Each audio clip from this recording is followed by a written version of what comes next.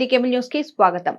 కులమత రాజకీయాలకు అతీతంగా అందరికీ సంక్షేమ ఫలాలు అందిస్తున్న ముఖ్యమంత్రి జగన్మోహన్ రెడ్డిని మరోమారు గెలిపించుకోవాల్సిన అవసరం ఉందని వైసీపీ అభ్యర్థి పేర్ని కిట్టు పేర్కొన్నారు. రాష్ట్రంలో పేదరిక నిర్మూలనకు సంక్షేమ పథకాల ద్వారా కృషి చేస్తున్న ముఖ్యమంత్రి వైఎస్ జగన్మోహన్ రెడ్డిని మరోమారు గెలిపించుకోవాల్సిన అవసరం ఉందని వైసీపీ అభ్యర్థి పేర్ని కిట్టు పేర్కొన్నారు. గిలకలదిండిలో ఆయన విస్తృత ప్రచారం నిర్వహించారు. ఈ సందర్భంగా పేర్ని కిట్టు గ్రామంలో ఇంటింటికి తిరుగుతూ గ్రామస్తులను ఓట్లు అభ్యర్థించారు. రాష్ట్రంలో పేదరిక నిర్మూలనకు సంక్షేమ పథకాల ద్వారా కృషి చేస్తున్న ముఖ్యమంత్రి వైఎస్ జగన్మోహన్ రెడ్డిని మరోమారు గెలిపించుకుందామంటూ ప్రచారం నిర్వహించారు. వివిధ సంక్షేమ పథకాల ద్వారా చేకూరుతున్న లబ్ధి ప్రయోజనాలను ఈ సందర్భంగా ప్రజలకు వివరించారు. పెద్ద సంఖ్యలో వైసీపీ నాయకులు కార్యకర్తలతో పాటు కార్పొరేటర్ తిరుమల శెట్టి ప్రసాద్ తదితరులు ఈ కార్యక్రమంలో పాల్గొన్నారు. అవనిగడ్డ అసెంబ్లీ అభ్యర్థిని ప్రకటించే విషయంలో ప్రస్తుత ఇన్ఛార్జి మాజీ ఉపసభాపతి మండలి బుద్ధప్రసాద్ కి సమాచారం రాకపోవడంపై మనస్తాపానికి గురై టీడీపీ నేతలు పార్టీ పదవులకు రాజీనామాలు చేశారు. అవనిగడ్డ నియోజకవర్గానికి అభ్యర్థిని ప్రకటించే విషయంలో ప్రస్తుత ఇన్ఛార్జి మాజీ ఉపసభాపతి మండలి బుద్ధప్రసాద్ కి పార్టీ అధిష్టానం నుంచి ఇప్పటి వరకు కనీస సమాచారం రాకపోవడంపై తెలుగుదేశం శ్రేణులు తీవ్ర ఆగ్రహం వ్యక్తం చేశారు. ఈ విషయంలో మనస్తాపానికి గురై అవనిగడ్డ మండలంలోని తెలుగుదేశం నేతలు తమ పార్టీ పదవులకు రాజీనామాలు చేసి మంగళగిరిలోని తెలుగుదేశం కార్యాలయానికి పంపించారు. ఈ సందర్భంగా వారు మాట్లాడుతూ తాము జనసేన పార్టీకి వ్యతిరేకం కాదని కూటమిలో ప్రకటించే అవనిగడ్డ సీట్ ని గెలుపుకు ప్రాతిపదికన ఆలోచించాలని ఇరు పార్టీల అధ్యక్షులు మరొక్కమారు సర్వే చేయించి అవనిగడ్డ సీట్ ని ప్రకటించాలని విజ్ఞప్తి చేశారు. కృష్ణా జిల్లా అధికార ప్రతినిధి కొల్లూరి వెంకటేశ్వరరావు ఆధ్వర్యంలో అవనిగడ్డ టీడీపీ కార్యాలయంలో అవనిగడ్డ మండలంలోని పార్టీ నేతలు సమావేశమయ్యారు.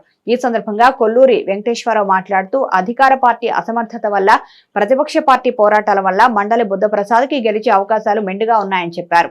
పొత్తు ధర్మాన్ని గౌరవిస్తున్నామని కేవలం పొత్తు ధర్మం వల్ల బుద్ధప్రసాద్ పేరు పరిశీలనకు రాకపోవడం ఈ నియోజకవర్గ ప్రజలు జీర్ణించుకోలేకపోతున్నారని మరొకసారి అవనిగడ్డ నియోజకవర్గంలో కూటమి అభ్యర్థి గెలుపు విషయంలో పునఃపరిశీలన చేయాలని కోరారు.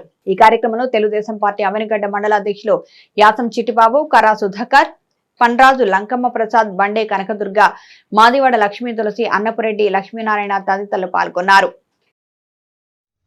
1972 నుంచి కూడా మండలి వెంకటకృష్ణారావు గారి కుటుంబం అంటే మరి దాదాపు 52 సంవత్సరాలకి దివిసీమలో రాజకీయం నడుస్తూ ఉంది.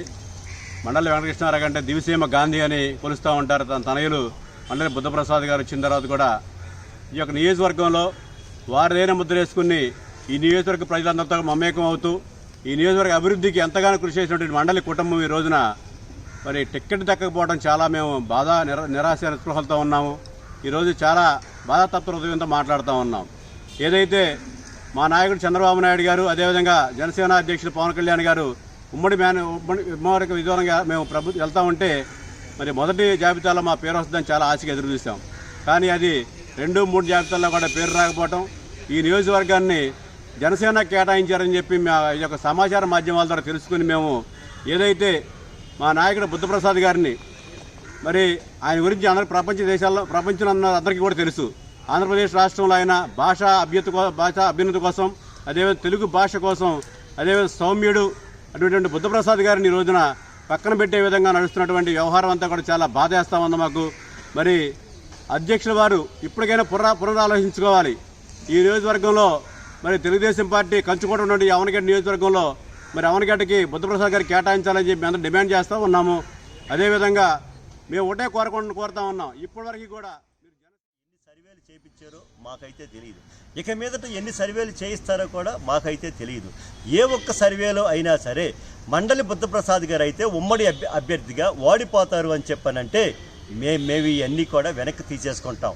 అవేమీ కాకోకుండా దేనికి కూడా ప్రలోభం చెందుకోకుండా ఇవాళ రాష్ట్ర పరిస్థితులు ఒక దుర్మార్గుడి చేతిలో ఉంది. ఆ దుర్మార్గుడి చేతిలో నుంచి మనం తీసుకోవాలి అని చెప్పనంటే ఇవాళ గెలిచే అభ్యర్థి అయితేనే ఇవాళ రాష్ట్రంలో ఉండాలి.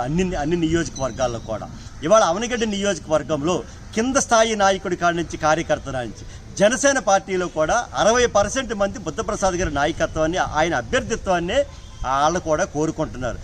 మేము కోరేది కూడా ఒకటే, జనసేన పార్టీకి ఏ రోజును కూడా వ్యతిరేకం కాదు.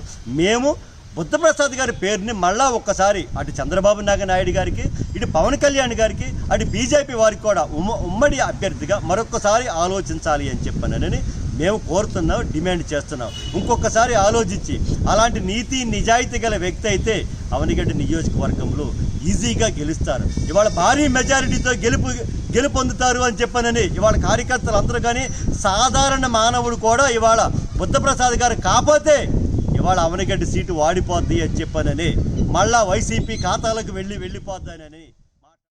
శ్రీరామానుజ సంస్థాన ఆధ్వర్యంలో గాంధీనగర్లోని ఎంసీపీఎల్ డైరెక్టర్ కొల్లు రమేష్ గృహంలో గరుడ సేవ ఘనంగా నిర్వహించారు. తెలుగు మాసాల్లో చిట్ట చివరిది అయిన ఫాల్గుణ మాసం భగవత్ ఆరాధనకు ప్రత్యేకించింది. అన్ని ఆలయాల్లో బ్రహ్మోత్సవాలు, కళ్యాణోత్సవాలు జరుగుతాయి. పాల్గొన శుద్ధ పాడ్యమి నాడు గరుడ సేవకు అత్యంత ప్రాముఖ్యత ఉంది. ఈ నేపథ్యంలో చలరాస్తాలోని యతిరాజ భవన్లో విశేష కార్యక్రమాలు, ఉత్సవాలు నిర్వహిస్తున్నారు. ఇందులో భాగంగా నగరంలోని 12 గృహాల్లో గరుడ సేవను పండితులు నిర్వహించారు. ఈ సందర్భంగా గాంధీనగర్లోని ఎంసీపీఎల్ డైరెక్టర్ కొల్లు రమేష్ గృహంలో యతిరాజ భవన్ కు చెందిన పండితులు గరుడ సేవను ఘనంగా జరిపారు. రామానుజ స్వామి ఉత్సవ విగ్రహాన్ని ఏర్పాటు చేసి ప్రత్యేక పూజలు, విష్ణు సహస్రనామ స్తోత్ర పారాయణ తదితరమైనవి నిర్వహించారు. नित्यं लोका समस्त सुखिनो भवन्तु अयेन वदमहेन्द्रैर्वाग्यात्मना वा प्रदेश भावात् करोमि यद्यत् सकलं परस्मै नारायणाय समर्पयामि श्रीमन्नारायणेन्द्राय महात्मने श्रीरङ्गवासने भूयात् नित्यश्री नित्यमङ्गलम्.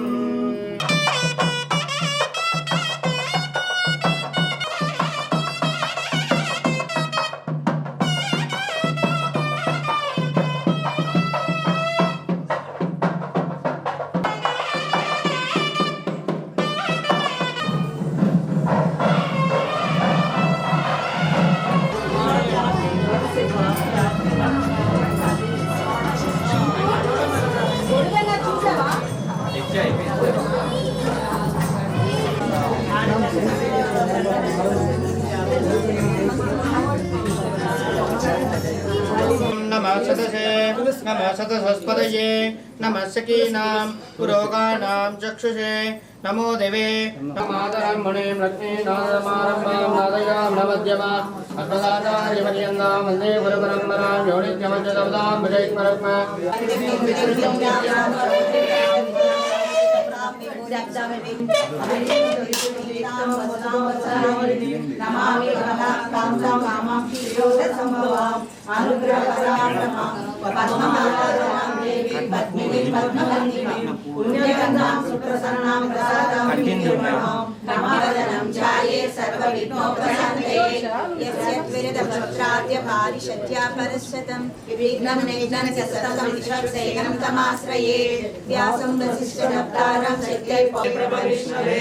श्री वैशंपायनोवाच श्रुत्वा धर्मानशेषेण पावनानि च सर्वशः युधिष्ठिरस्यान्तनवं पुनरेवाभ्यभाषत. युधिष्ठिरोवाच किमेकं दैवतं लोके किं वाप्येकं परायचं परमं यो महत्तेज परमं यो महत्तपः परमं यो महद्ब्रह्म परमं यः परायणं पवित्राणां पवित्रं यो मङ्गलानां च मङ्गलं देवतं देवतानां च भूतानां योगयुक्तं सात्वजनागदाधरैत्यस्त्रं प्रदान्नपाणि रक्षोपेतिनेत्रं श्यामासामगस्सामेति कवचं आनन्दं परब्रह्मेति योनिः मे यो ऋषिकेश पद्मनाभो हरप्रभु विश्वकर्मा मनुष्कष्टा सविष्टस्तविरोधः अग्राह्य शाश्वतकृष्णो यद्भक्ताक्षरो भूतश्चविहारः वेदसामोचित कृष्णो दृढसङ्कर्षणो शिवः वर्णो वारणो वृषा पुष्कराक्षो महामनाः भगवान् भगवानन्दी वनालीहरायः आदित्यो ज्योतिरादित्य सयावे शक्ति चक्रेश नन्दति श्रीमान् नारायणो विष्णु वासुदेवो विरक्षतु.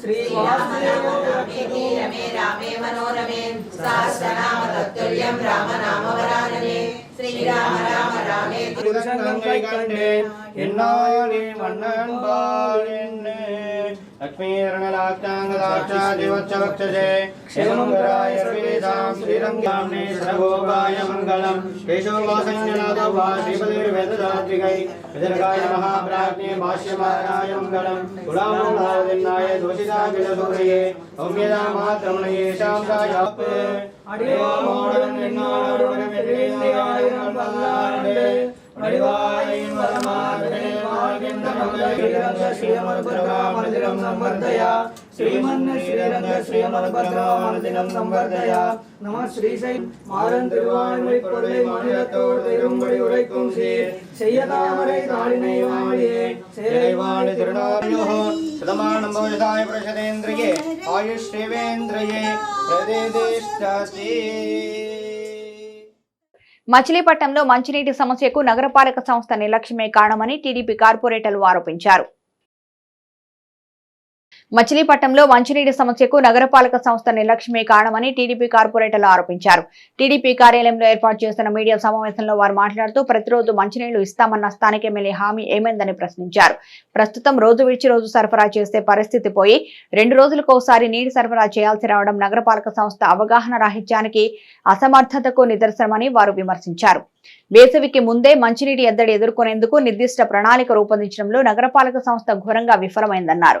మచిలీపట్నానికి సక్రమంగా మంచినీటిని సరఫరా చేయలేని నగరపాలక సంస్థ పోర్టు మెడికల్ కాలేజీల నిర్మాణానికి మంచినీటిని విక్రయించడం ఏంటని వారు ప్రశ్నించారు. ఈ కార్యక్రమంలో టీడీపీ కార్పొరేటర్లు చిత్తజల్లు రాము, అన్నం ఆనంద్, సమతా కీర్తి, దెంటకుర్తి సుధాకర్, దేవరపల్లి అనిత తదితరులు పాల్గొన్నారు. మున్సిపల్లో వాటర్ రిలేటెడ్ చర్చ పెట్టి ఆ రోజు సాక్షాత్తు మేయర్ గారి సమక్షంలో మంచినీళ్లు సరిపోతాయి, సరిపడా నిల్వలు ఉన్నాయని చెప్పిన ఈ అధికార పార్టీ ఒక్క 10 రోజులు గడిచేటప్పటికి మచిలీపట్నం ప్రజలకు మంచినీళ్ళు సరఫరా చేసే పరిస్థితుల్లో కూడా మేము లేము, 2 రోజులకి అది రోజు మార్చి రోజు కాకుండా 2 రోజులకు ఒకసారి ఇస్తాము అని చెప్పడం చాలా ఆశ్చర్యకరంగా ఉంది. అంటే ఈ 10 రోజుల్లో మరి ఏం జరిగింది? వాటర్ ఎవరికి పోసారు? నిల్వలు ఎందుకు తగ్గిపోయినాయి? మనం సమ్మర్ వస్తుందంటే ఎంత ప్లాన్డ్గా ఉండాలి? వాటర్ నిల్వ పెట్టుకొని 3300 కెపాసిటీ ఉన్న ఎంఎల్ కెపాసిటీ ఉన్న ట్యాంక్ మనకి అయిపోయి ఇప్పుడు 1800కి పడిపోయింది. అది ఫిబ్రవరిలో ఫిల్ చేసినది. అంటే ఈ మధ్యలో మనకి సరి అయిన ఎస్టిమేషన్ లేకుండా పోర్టోల్లో నీళ్ళు అడిగారని ఏ అధికారంతో మరి వాళ్ళకి ఇస్తున్నారో కూడా అర్థం కావట్లేదు. అంటే ఇక్కడ ఉన్న మచిలీపట్నం నగర ప్రజలు దాహార్తితో ఎండిపోయి ఎలా అయిపోయినా పర్వాలేదు కానీ పోర్టులకు మాత్రము ట్యాంకర్లు పంపించేయాలి. అంటే వాళ్ళ నుంచి వచ్చే మనీ కోసము ఇలాంటి ప్రజలు ఇబ్బందికరమైన నిర్ణయాలు అయితే మాత్రం వాళ్ళు తీసుకుంటున్నారు. ఇది చాలా దురదృష్టకరము. 8 రిజర్వాయర్లు కట్టి ప్రతిరోజు మంచినీటి సరఫరా జరిగేలాగా తెలుగుదేశం పార్టీ ఈరోజు మా కార్పొరేటర్లు ఈ సమావేశాన్ని ఏర్పాటు చేయడానికి గల కారణం మచిలీపట్నంలో 2 రోజులకు ఒకసారి నీరు సరఫరా చేస్తామని అధికారికంగా మున్సిపల్ కమిషనర్ గారు పత్రికాముఖంగా తెలియజేశారు. దాని మీద మేము తీవ్రంగా ఖండిస్తున్నాం. మొన్న మున్సిపల్ కార్పొరేషన్ సమావేశంలోనే నీరు నిల్వలు పుష్కలంగా ఉన్నాయి అని ఆ రోజు కూడా మేము ఇదివరకు మీరు ప్రామిస్ చేసినట్టుగా ప్రతిరోజు మీరు ఇంటింటికి సరఫరా చేయాలని చెప్పి మేము అధికారం చేపట్టే సమయంలో పేరు నాని గారు చెప్పడం జరిగింది. అది కూడా అమలు జరగలేదు. కనీసం రోజుకు రోజు ఇచ్చే నీళ్ళు కూడా తీసేసి ఇప్పుడు 2 రోజులు ఇవ్వడం చాలా దురదృష్టకరమైన విషయం. ఇక్కడ ఉన్న నిల్వల్ని మన సమావేశంలో చెప్పిన నిల్వల్ని మెడికల్ కాలేజీ కోసం లేదా పోర్టు కోసం వీళ్ళు డబ్బులకి అమ్ముకుని ప్రజల యొక్క దాహార్తిని పట్టించుకోవట్లేదు. అవి కూడా అభివృద్ధి అనేది బందర్ ప్రజలకి ముఖ్యమే. కానీ తగిన చర్యలు తీసుకుని వాళ్ళు ప్లాన్డ్గా మున్సిపల్ ఏఈ గారు వీళ్ళు చేయాలి. అదేమీ చేయకుండా వాళ్ళు ఊరికే ఒక పత్రికాముఖంగా ప్రజలకి మేము తెలియజేస్తున్నాం, ముందుగానే పట్టుకుని ఉంచుకోవడం చాలా దురదృష్ట విషయం.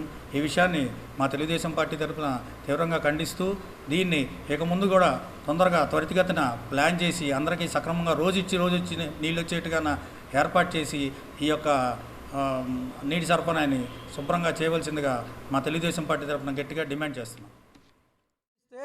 నేను మచిలీపట్నంలో డైలీ వాటర్ ఇస్తాను అని ఆయన అనేక సందర్భాలు అనేక మీటింగ్లు ప్రస్తావించారు. కానీ ఈరోజు మచిలీపట్నం ప్రజల గతి వారానికి 2 రోజులు మాత్రమే మంచినీళ్ళ వాటర్. అక్కడ ఏం జరిగిందండి? ఇప్పుడు ఆ మాటలు నిజమా అబద్ధమా? నాన్నగారు చెప్పిన మాటలు నిజమా అబద్ధమా? అబద్ధం. రేపు ఫ్యూచర్లో కూడా మీరు కనుక 2024లో కూడా ఏ మాయ మాటలు మీరు కనుక నమ్మితే మన మచిలీపట్నం ప్రజలు అధోగతి పాలవుతారు. టీడీపీ గవర్నమెంట్లో 2014-2019లో మన కొల్లు రవీంద్ర గారు 3 శాఖల మినిస్టర్గా ఉండి అనేక ఆర్థిక వనరులు మచిలీపట్నం తీసుకొచ్చి 11 రిజర్వాయర్లు మచిలీపట్నం చుట్టుపక్కల 11 రిజర్వాయర్లు కడితే 4 ఏళ్ళు తాత్సారం చేసి వాటిని ఇప్పుడు తూతూ మంత్రంగా ఇప్పుడు వదిలేరు. అవి కాస్త సరిగ్గా సెట్ అవ్వలేదు. మళ్ళీ పాత రూట్లో వదిలేశారు. మొన్న మా ఏరియాలో రిలీజ్ కాలనీలో కొత్త ట్యాంక్ ఓపెన్ చేశారు, రిజర్వాయర్. అదేమైంది, వాటర్ సరిగ్గా రాక ఎక్కడ లీకులు అయిపోయి ఆ ఫ్రెష్గా ఎక్కడ పైపులు పగిలిపోతే మళ్ళీ ఏం చేశారు, దాన్ని ఆఫ్ చేసి మళ్ళీ పాత రూట్లో వాటర్ వదిలేరు. అలా జరుగుతున్నాయి ఇప్పుడు పరిస్థితి మచిలీపట్నం ప్రజలకి. వారానికి 2 రోజులంటే మచిలీపట్నం ప్రజలు ఏం తాగి దారి తీసుకుంటారో అర్థం చేసుకోండి. మనం ఇదివరకు ఎక్కడో రాయలసీమల్లో అక్కడ అనుకునేవాళ్ళం, అరే అక్కడ వాటర్ ఉండదంటారా, పొలాలు బీడు బారిపోతాడు. ఈరోజు మన ఆంధ్రప్రదేశ్ మోపిదేవి మండల పరిధిలోని కొక్కిరిగడ్డ ప్రమాద బాధితులను అవనిగడ్డ ఎమ్మెల్యే సింహాద్రి రమేష్ బాబు పరామర్శించారు. అవనిగడ్డ ఎమ్మెల్యే సింహాద్రి రమేష్ బాబు ప్రమాద బాధితులను పరామర్శించారు. మోపిదేవి మండల పరిధిలోని కొక్కిలిగడ్డ ఎస్ఐ కాలనీకి చెందిన కంచెల సోమేరుకు ఇటీవల పక్షవాతం రావడంతో చికిత్స పొందుతూ ఇంటి వద్ద ఉంటున్నాడు. వైఎస్ఆర్ కాంగ్రెస్ పార్టీ గ్రామ కన్వీనర్ రాయన సత్యనారాయణ ద్వారా విషయం వ్యసం. అలాగే కొక్కిలిగడ్డ జగనన్న కాలనీలో నివాసం ఉంటున్న గ్రామ వాలంటీర్ అన్రాజు లక్ష్మీ నారాయణ ఇటీవల రోడ్డు ప్రమాదంలో గాయాలయ్యాయి. లక్ష్మీనారాయణను రమేష్ బాబు పరామర్శించి ప్రమాదానికి గల కారణాలను అడిగి తెలుసుకున్నారు. ఈ కార్యక్రమంలో వైసీపీ నాయకులు గరికిపాటి వెంకటేశ్వరరావు, తోట కృష్ణాంజనేయులు, గండు దుర్గారావు తదితరులు పాల్గొన్నారు. కాకినాడ శివాలయంలో పూజారిపై దాడి చేసిన వైసీపీ నాయకుడిపై చర్యలు తీసుకోవాలని బీజేపీ, టీడీపీ, జనసేన బ్రాహ్మణ నాయకులు డిమాండ్ చేశారు. కాకినాడలోని శివాలయంలో పూజారిపై వైసీపీ మాజీ కార్పొరేటర్ చంద్రశేఖర్ దాడి చేయడాన్ని వారు ఖండించారు. పూర్ణిమను పురస్కరించుకొని ఆలయం భక్తులతో కిటకిటలాడుతున్న నేపథ్యంలో వైసీపీ నాయకుడు సరైన ప్రాముఖ్యత లభించలేదని, పూజారిపై దాడికి పాల్పడడం హేయమైందని వారన్నారు. ఇప్పటి వరకు పూజారిపై దాడికి పాల్పడిన వైసీపీ నాయకుడిపై చర్యలు తీసుకోకపోవడం ఏంటని వారు ప్రశ్నించారు.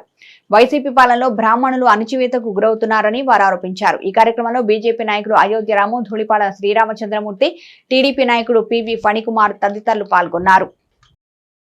లోట సంస్థ సుఖినో భవంతు అంటూ ప్రజలంతా క్షేమంగా ఉండాలి, అందులో నేనుండాలి అనుకుని మరి దేవాలయాల్లో అర్చకులు కానీ పూజారులు కానీ ప్రతినిత్యం ఆ స్వామివారికి నివేదన చేస్తూ భక్తులకు మంచి జరగాలని కోరుకుంటూ దేవాలయాల్లో పూజలు చేస్తారు.